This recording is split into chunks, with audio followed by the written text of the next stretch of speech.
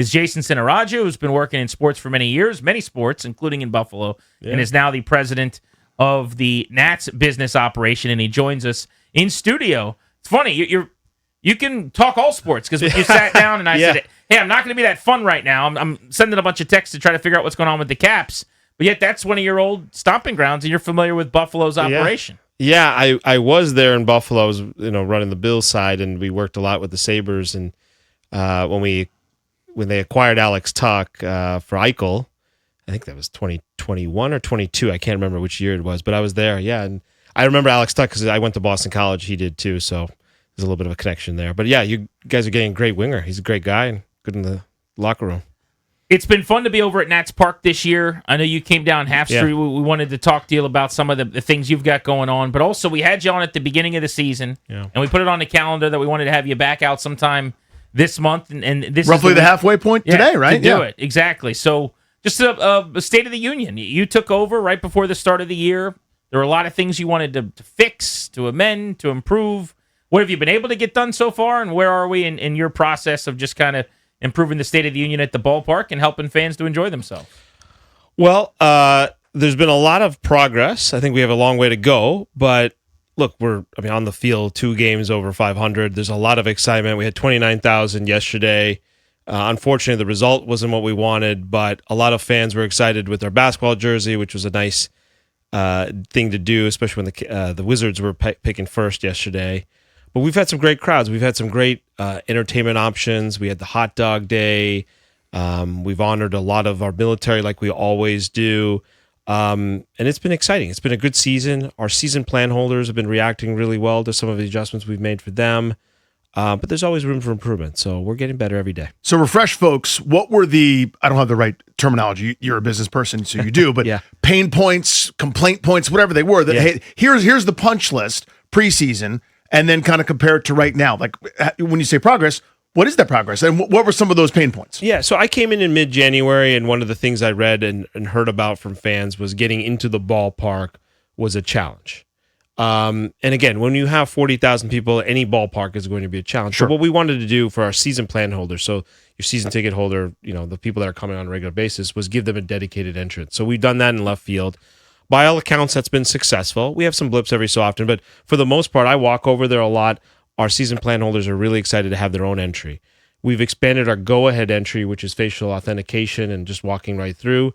I think we're at about 8-9% of our fan base is using that now, which is up from last year. So our fans are excited about that. The other thing we wanted to launch, and you might remember this very vividly, is lower-priced options for beer.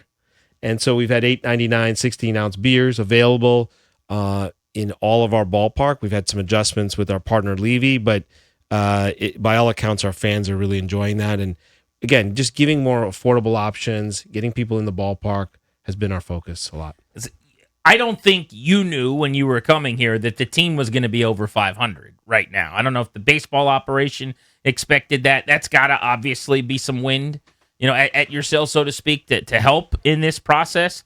You want to keep seeing more people come out. There are also superstar players right now. I mean, James Wood looks like one of the best players in the sport. C.J. Abrams as well. How do you guys go about marketing those guys and making sure that not only right now we're getting out the vote, things like that, but people are coming out to see those players as well? Because I know I heard you on the radio with Charlie and Dave recently, and you made a really good point about wanting to be like a destination for young single people in D.C. to just come hang out at the ballpark, those types of things.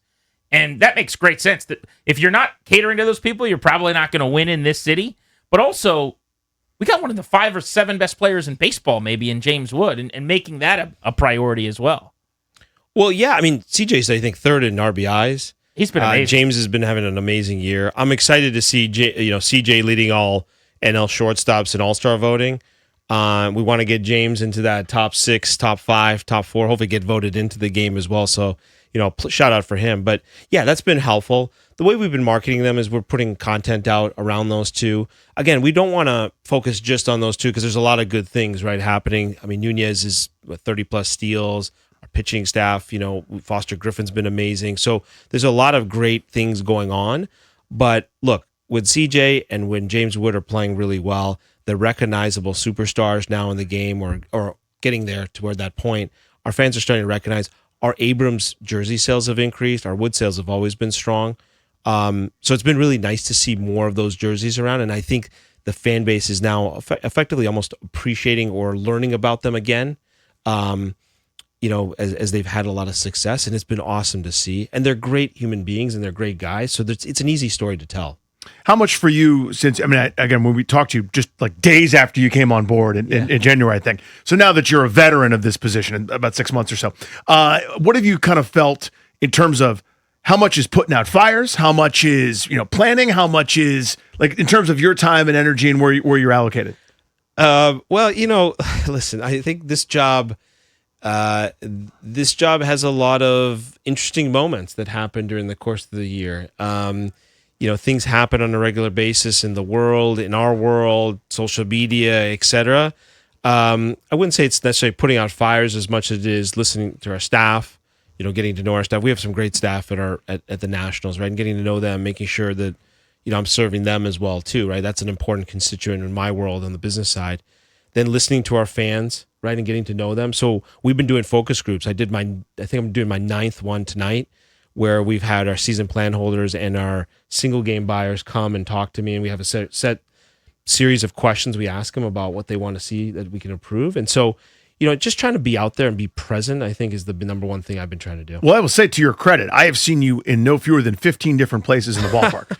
Seriously, like whether it's like there was like I don't want to say a leak, but like a little tiny bit of water, and like you were dabbing it with a paper towel. You gave instructions on to where someone should go when they were in the elevator. Seriously, like to what section. Yeah. I've seen you everywhere and anywhere. Just as they say, pressing the flesh and kissing babies, presidential candidate style. So good on you, man.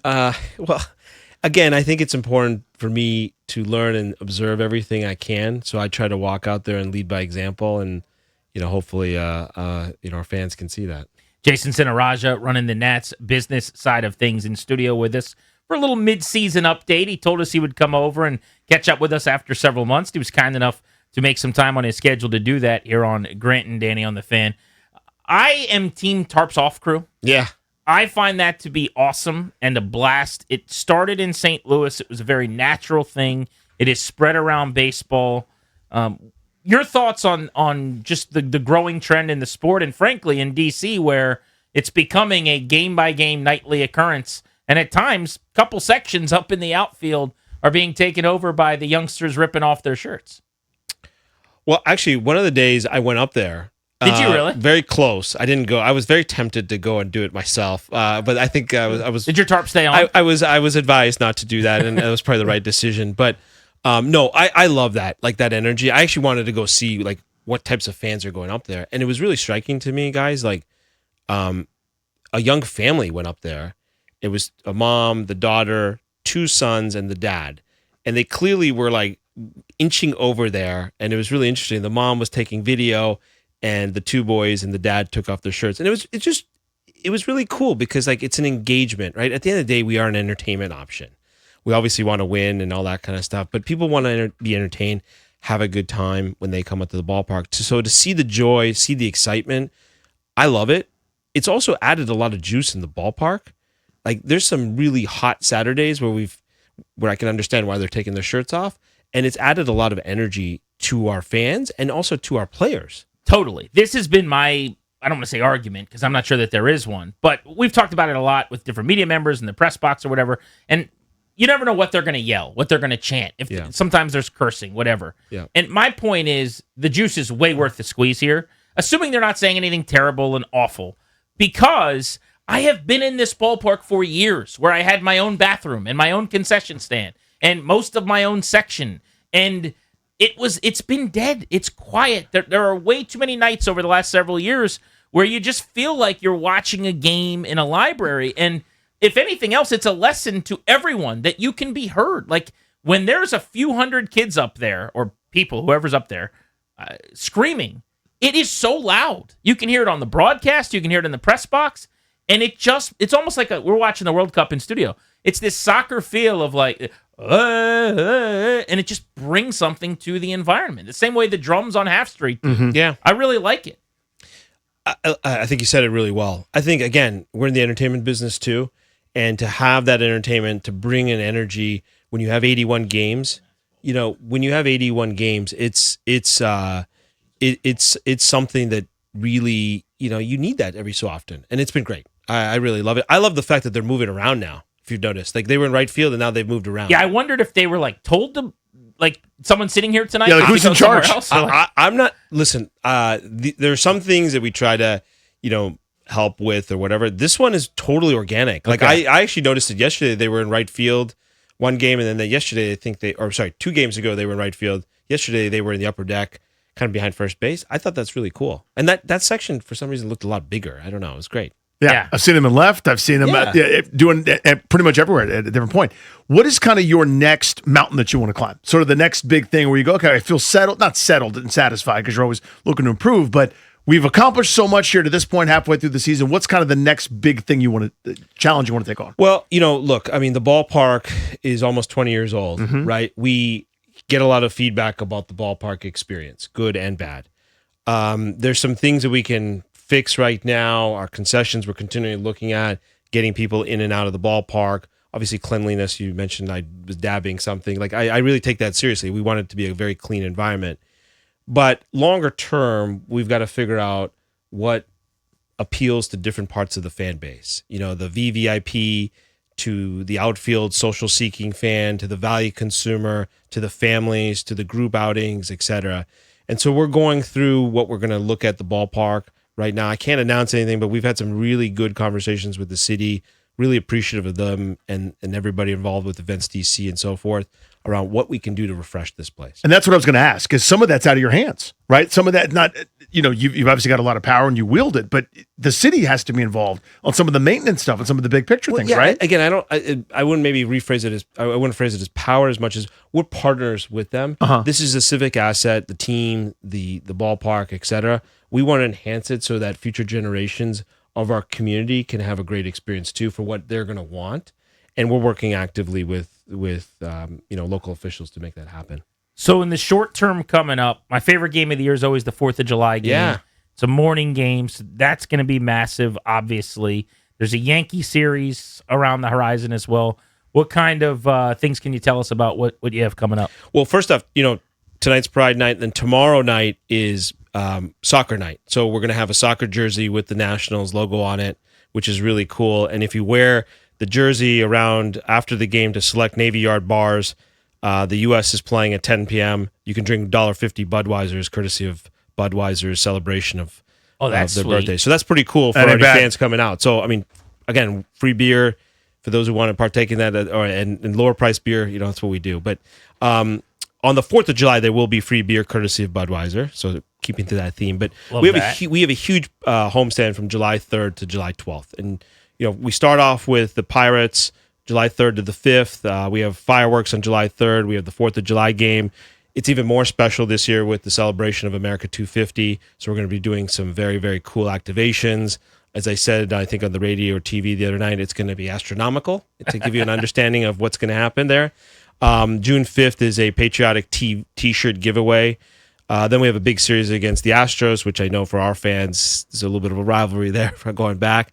And then we have the Yankees, July 10th to the 12th. And on July 10th, we have Marvel Night with Captain America, a bobblehead giveaway.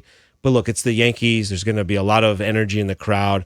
Unfortunately, there's probably going to be a lot of Yankee fans there. So I'd ask our fans to show up, wear red on Sundays, wear the Navy on Fridays, wear the City Connect on Saturdays, and really, pump up our team that weekend.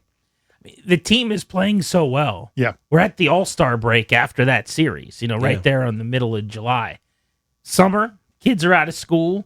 Like, it's time. Let's get the ballpark As I said, game 81 is tonight. It's wild. We are tonight is the exact halfway point, the midpoint of the season. And then you said the All-Star break's a little bit later, trade deadline coming up, but business is happening right now. It's so much fun. At the end of the day, like you said, it's an entertainment product.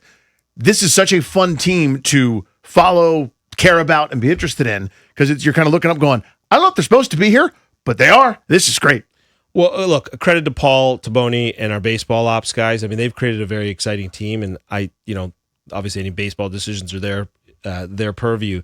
But look, from my perspective, it's a very entertaining team. Yeah. We score a lot of runs, so we're never out of it. And it seems like James Wood hits a home run every first inning. I feel like at times, I know that's not true, but So I just, tell our fans, get into the ballpark early because you may miss a home run and we're up already. So it's really exciting. You mentioned that school's out. Obviously Kids Eat Free is back this summer.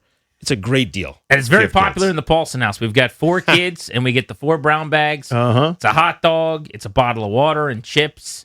And I will tell you that we have made use of that very nice perk every single time we've gone to the ballpark the last couple of years. I'm glad. Yeah, I mean, look, it's fun on Sundays. It's a different energy. Yeah.